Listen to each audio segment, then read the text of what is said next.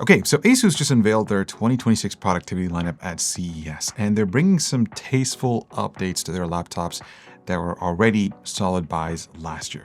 We're getting new processors, refined designs, better build quality, especially on their budget-focused models, and some much needed improvements to the ZenBook DUO that makes it feel like a complete product now. Let's start with the Vivobook S series. This year, ASUS is taking premium features from their flagship models and making them more accessible. You've got two sizes, a 14-inch and a 16-inch. The design hasn't changed drastically. The Vivobook line has always kept things clean and minimalistic, but what caught my eye is this new cool blue colorway. It looks absolutely incredible. It flows seamlessly across the entire chassis, including the keycaps. It's a nice touch, although I'm not sure how the color of the keycaps is going to contrast with the white LED lighting underneath. It might be a little bit challenging to view that during the day. Build quality has improved with a metal 8 cover, which adds a bit of weight, but not as much. It still measures at 15.9 millimeters thin. The keyboard layout remains the same. They've increased the size of the trackpad, though it's still not glass. Port selection is always the same as well. You get full-size Type-A HDMI and USB-C. Spec-wise, you're looking at Intel's Panther Lake processors, up to 32 gigabytes of LPDDR5X memory, 1 terabyte Gen 4 SSD, Wi-Fi 6, not Wi-Fi 7, which also could be another cost saving, and a Full HD Plus OLED display on both the 14 and 16-inch models. The battery capacity stays at 71 hours across the board. Honestly, I was a bit disappointed the 16-inch didn't get a larger battery. I mean, that would have been the perfect opportunity to throw in a 90 plus watt-hour cell and deliver incredible all-day battery life. Now, here's what's really interesting. The 16-inch model shares the exact same chassis across 3 platforms. So ASUS will be offering the Vivobook S series in the 16-inch version with Intel, AMD with their new Ryzen AI 400 series, and Qualcomm's new Snapdragon X2 Elite with that 18-core processor. Fun fact, the Qualcomm version does get Wi-Fi 7, but that makes sense since the modem is integrated into the SoC, and supposedly it'll be the most affordable option of the 3.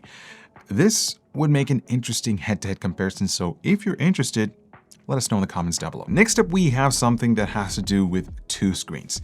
So this is the new 2026 ZenBook DUO. Now, ASUS has completely redesigned some key elements of this laptop to make it easier to live with if you're into this form factor.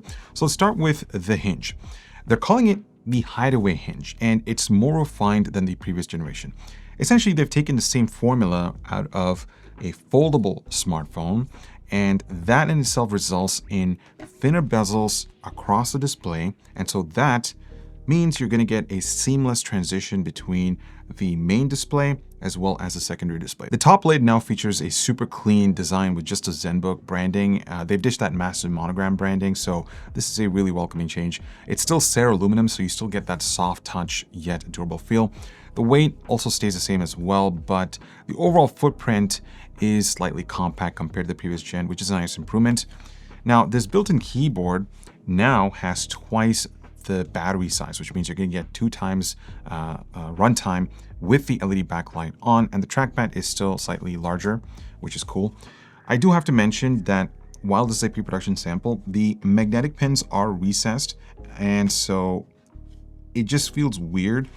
They took away those indents to actually hold this keyboard in place, and so there's a little bit of play when you're using this keyboard. The kickstand is integrated much more subtly this time. The previous gen looked like someone took just a stand and just slapped it on with tape, but this is far cleaner. But here's the clever part. Underneath the kickstand, there's an access panel that gives you quick access to a full-size 2280 Gen 4 SSD. And it's not a secondary slot, it's the primary drive. I did wish that they included a second M.2 slot for storage expansion, just like the Zephyrus Duo in their gaming lineup. So that itself was just a minor gripe on my end. Now, the battery configuration is interesting this year. They've gone with dual 49.5 watt-hour batteries. So you have one on the top panel of the second display and one at the bottom half of the main display, totaling 99 watt-hours, which is a noticeable bump compared to 75 watt-hours on the previous generation. Now, this new design was done for equal weight distribution, and they're claiming over 12 hours of Netflix playback with both screens on. If that really holds up in real-world use, it's genuinely impressive for a dual screen device. Display-wise, both of these panels are the Lumina OLED Pro displays with 1000 nits of peak HDR brightness, which translates to around 500 nits of SDR performance. Now, despite these things being super glossy, they've added an anti-reflective coating, which cuts down on reflections compared to last gen. The resolution stays the same at 3K, but the refresh rate has been bumped from 120 Hz to 144 Hz on both displays. So that's going to be a noticeable improvement if you're doing any kind of creative work or just scrolling through tons of content. Now, spec-wise, this thing will run Intel's Panther Lake processor capped at 45 watts, and it's supposed to feature the 12xe integrated graphics solution, which means we might be able to squeeze some light gaming out of this thing, but that's something that we'll have to test out later when we get the production units. And the port setup just remains the same as before. You get Thunderbolt 4, HDMI 2.1, USB Type-A 3.2 Gen 2 at 10 gigabits per second. So that's the new ZenBook DUO. Let us know if this whole dual screen approach interests you. Again, pricing for this is TBD, but it ain't gonna be cheap. Moving on, let's talk about some ARM-based laptops. So this is the new ZenBook A series powered by Qualcomm's new Snapdragon X2 Elite architecture. Now, this comes in two sizes. You have 14 inches and 16 inches, and they're designed for anyone craving the absolute ultra-portable Windows laptop with exceptional battery life. The 14-inch weighs under 1 kilos or 2.2 pounds, and it measures just 0.63 inches thin, while the 16-inch, which I have over here, comes in at just 2.65 pounds, and it's just 0.65 inches thin. The build quality is pretty impressive across the board because they're using that signature Cera aluminum lid. The design, again, it's super minimal. They haven't changed drastically compared to the previous generation, but I have to call out this really, really cool Zabritsky. I'm not sure if I'm saying that right. It's a beige finish. I love this colorway. It flows beautifully towards the interior space with the keycaps and the trackpad.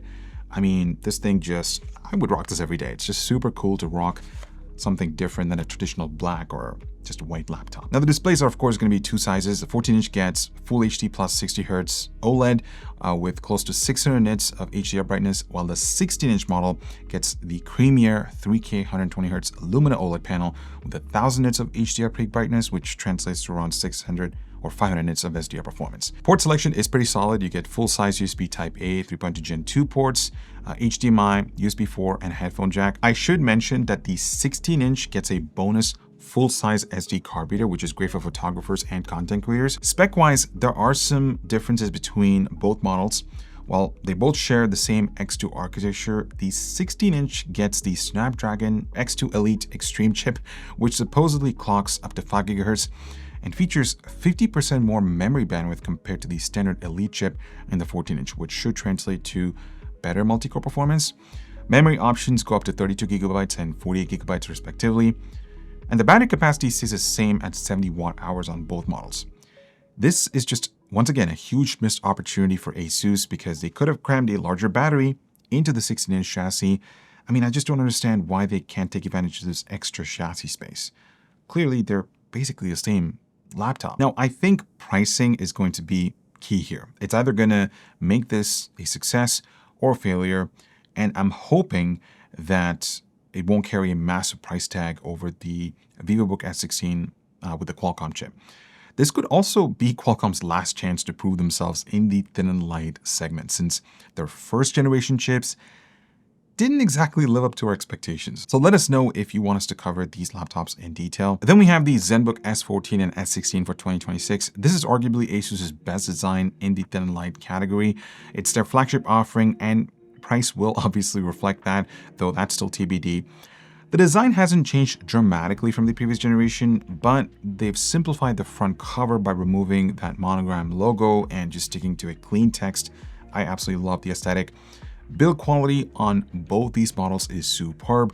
The entire chassis is CNC milled aluminum with the lid featuring Cera aluminum. They've also made it slightly thinner this year, so it's 0.43 inches versus 0.47 inches. And the weight stays the same at 1.5 kilos or 3.3 pounds. It's still pretty lightweight for a premium Windows laptop. The interior space looks pretty familiar. It features that geometric grille design, but they've remachined it for improved airflow. Internally, ASUS has also redesigned the vapor chamber cooling system.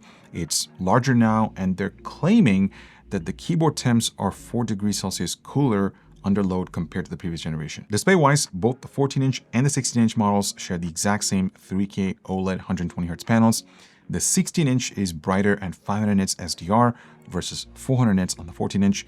Both are Pantone validated for great color accuracy, but I really wished if they offered a mini LED option for those who really want a brighter display compared to OLEDs. Spec-wise, the 14-inch gets Intel's new Panther Lake processors, while the 16-inch sticks with AMD's new Gorgon Point or Ryzen AI 400 series chips. Both feature 32 gigabytes of memory and up to a terabyte of PCI Gen 4 SSD. Surprisingly, battery capacity has been increased with this lineup across the board. The 16-inch goes from 78 to 83 watt-hours, while the 14-inch jumps from 72 to 77 watt-hours. And the port selection remains the same as the previous gen. Last but not least is the ProArt PX13. Essentially, this was done in collaboration with GoPro. So it's specifically a GoPro edition 2-in-1 laptop. And this features AMD's AI Max Plus 395 with up to 128 gigabytes of memory. The storage can be configured up to 2 terabytes. The display has been calibrated by Pantone for excellent color accuracy. It also has a dedicated GoPro button to launch their own app.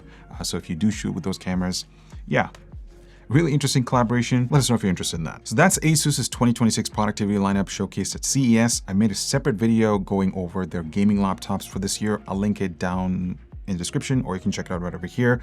Again, let me know in the comments which one of these laptops you're excited about the most. I'm Eber with Hardware Canucks. Thank you so much for watching, and I will talk to you guys in the next one.